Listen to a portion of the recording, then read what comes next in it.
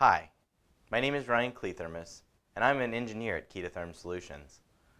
One of the common questions we receive is what to do when you arrive at a job site and your freezer's evaporator coil is iced up. With proper installation, the KE2 Evaporator Efficiency and KE2 Adaptive Control will keep your coil free of ice. However, there are reasons icing does occur. In this video, we will review some of the most common reasons ice builds on the evaporator coil. The main reason we see ice build on an evaporator is improper coil sensor location. Another reason for ice on a freezer coil is the defrost heaters are not operating properly. And finally, the walk-in's door is left open for a prolonged period without a door switch. Coil sensor location is one of the critical components of installing adaptive defrost controllers. It is essential the sensor be located where the frost last disappears on the coil. If the coil sensor is too close to the heater source, the defrost cycle will terminate too soon, and the coil gradually builds ice. Refer to your installation instructions for the most common coil sensor locations, or refer to our video on coil sensor installation. Next, you'll need to check to make sure the defrost heaters are working properly.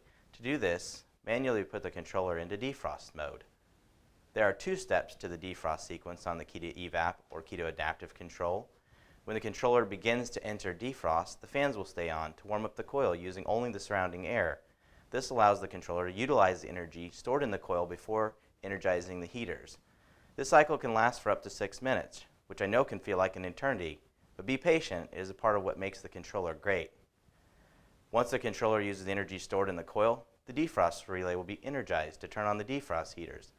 This is your opportunity to check the amp draw of the heaters to make sure they match up the amps listed on the nameplate. If the heaters check out okay, then move on to the third possible cause of coil icing, the operating environment. There is the possibility that the door is left open for a prolonged period. For applications with extended door openings, KE2 recommends using a door switch. When using a door switch, the system operates normally while the door is closed.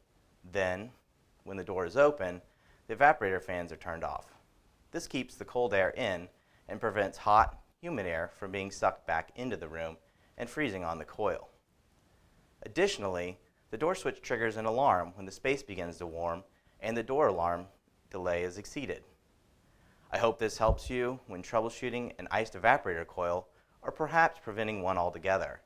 And keep in mind that in addition to door switches, we do have other accessories like a terminal board, wiring harness, and colored sensors that make controller installation as easy as possible. For more information, please visit our website or contact our tech support line.